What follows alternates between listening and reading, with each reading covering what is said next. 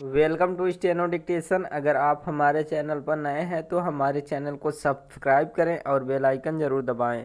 Dictation 5 second बाद शुरू होगा। स्टार्ट। G20 समूह के देशों की भ्रष्टाचार विरोधी मंत्री स्तरीय बैठक को संबोधित करते हुए प्रधानमंत्री नरेंद्र मोदी ने यह जो कहा कि भ्रष्टाचार का सबसे ज़्यादा प्रभाव गरीब और हाशिए के लोगों पर पड़ता है, वह एक यथार्थ है और इसकी कोई भी अनदेखी नहीं कर सकता।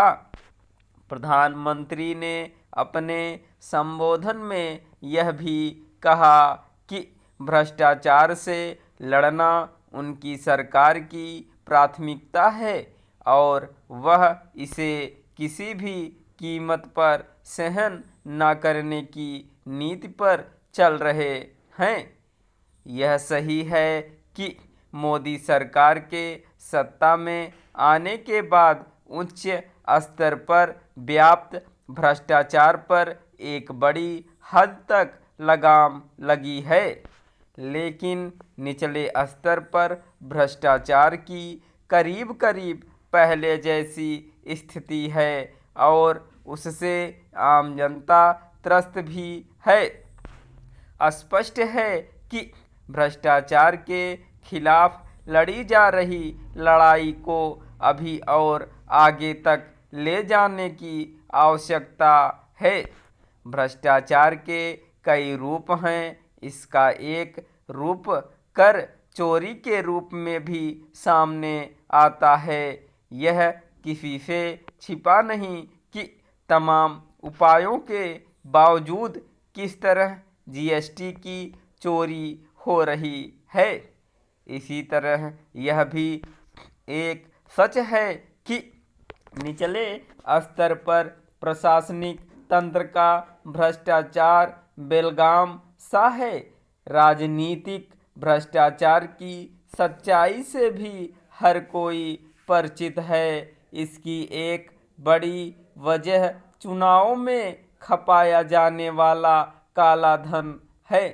एक ओर जहां चुनावी राजनीति में काले धन की भूमिका को समाप्त करने के लिए सरकार को कठोर कदम उठाने होंगे, वहीं दूसरी ओर प्रशासनिक तंत्र के भ्रष्टाचार पर भी प्रभावी ढंग से लगाम लगानी होगी।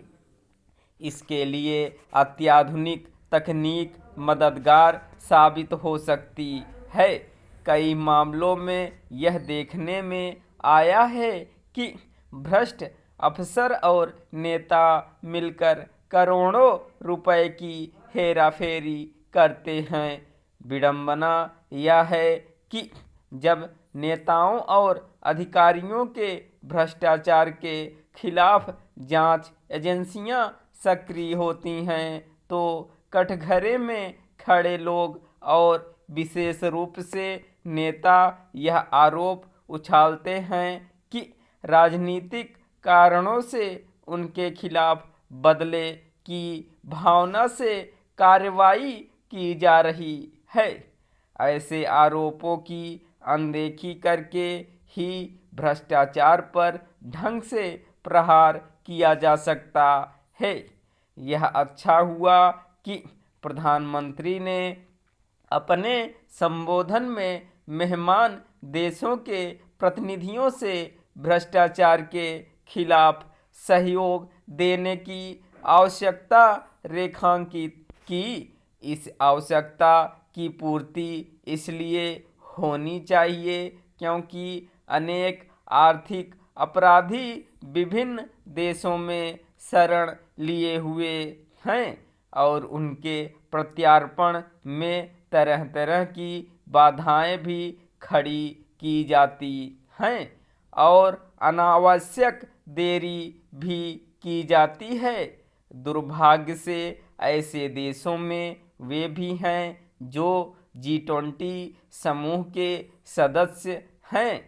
उदाहरण स्वरूप ब्रिटेन में भारत के न जाने कितने आर्थिक अपराधी शरण लिए हुए हैं। उनके प्रत्यार्पण में देरी का कोई औचित्य नहीं। स्टॉप।